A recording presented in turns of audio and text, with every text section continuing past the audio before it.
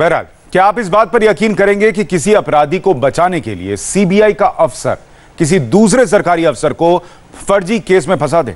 आप भले इस पर यकीन ना करें, लेकिन ऐसा हुआ है और आरोप लगा है सीबीआई के डीआईजी रह चुके नीरज कुमार पर। वो दिल्ली पुलिस के कमिश्नर भी रह चुके हैं। नीरज कुमार पर आरोप है कि एक हवाला कारोबारी को बचाने के लिए उन्होंने एनफोर्समेंट डायरेक्टरेट यानी ईडी के एक अधिकारी, उनके भाई और अकाउंटेंट को फर्जी केस में फंसाने की कोशिश की। दिल्ली हाईकोर्ट से ये तीनों निर्दोष साबित हुए। अब हाईकोर्ट ने नीरज कुमार के खिलाफ एफआईआर दर्ज करने के आदेश दिए हैं। हैरानी की बात यह है कि हाईकोर्ट के आदेश के बाद भी अभी तक दिल्ली पुलिस ने अपने पूर्व कमिश्नर के खिलाफ एफआईआर तक दर्ज नहीं की है। कभी दिल्ली के बॉस कहे जाने वाले पूर्व पुलिस कमिश्नर नीरज कुमार के खिलाफ हाईकोर्ट ने एफआईआर दर्ज करने का आदेश दिया है। इस आदेश की वजह 1985 बैच के आईआरएस अधिकारी हैं। क्या है इन दो बड़े अधिकारियों के बीच टकराव की वजह और क्या है पूर्व पुलिस कमिश्नर नीरज कुमार पर एफआईआर की वजह, सबसे पहले आपको वो बताते हैं। दरअसल जनवरी 1998 को हवाला कारोबारी के घर पर छापा पड़ा। ईडी अधिकारी अशोक अग्रवाल की टीम ने छापा मारा। हवाला कारोबारी पवनजीत सिंह के घर से ईडी को सबूत मिले। आईआरएस अशोक अग्रवाल के मुताबिक नीरज कुमार उनके ऑफिस आए, पवनजीत सिंह का मामला रफा दफा करने को कहा। अशोक अग्रवाल ने ऐसा करने से इनकार कर दिया। नीरज कुमार उस दौरान सीबीआई में डीआईजी थे। अशोक अग्रवाल के मुताबिक तभी से नीरज कुमार उनके पीछे पड़ गए। नीरज कुमार जी इनके पास आए थे कि पवनजीत सिंह एक हवाला ऑपरेटर थे जिन पे ये कार्रवाई कर रहे थे।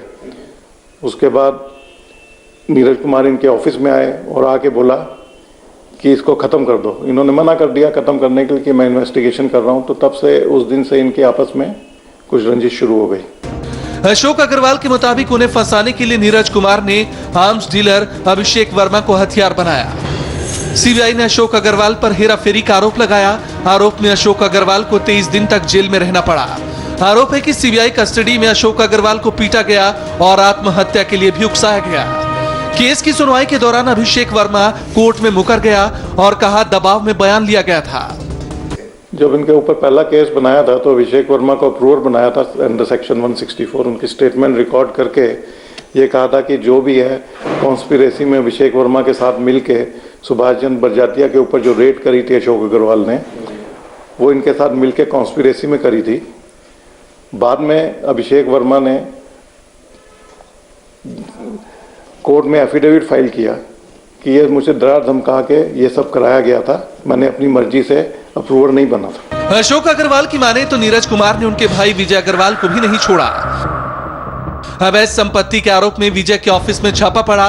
सीबीआई के इस छापे में कई कागजात जब्त किए गए। भाई अशोक अग्रवाल पर दबाव बनाने के लिए सीबीआई ने विजय को फंसाया। विजय अग्रवाल के अकाउंटेंट सीस राम सैनी को भी आरोपी बनाया गया, लेकिन विजय और सीस राम सैनी निर्दोष साबित हुए। सीबीआई पर ही गलत नियम से जांच कराने का आरोप लगा।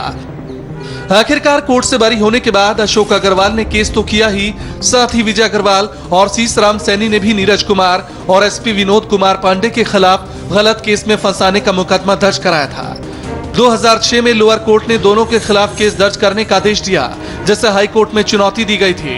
मगर 13 मार्च 2019 को दिल्ली हाई कोर्ट के चीफ जस्टिस ने एक बार फिर नीरज कुमार और विनोद कुमार पांडे को आरोपी माना और दोनों पर केस दर्ज करने के लिए दिल्ली पुलिस को आदेश दिया है। लेकिन आदेश के 10 दिन बीत जाने के बाद भी एफआईआर दर्ज नहीं हुई।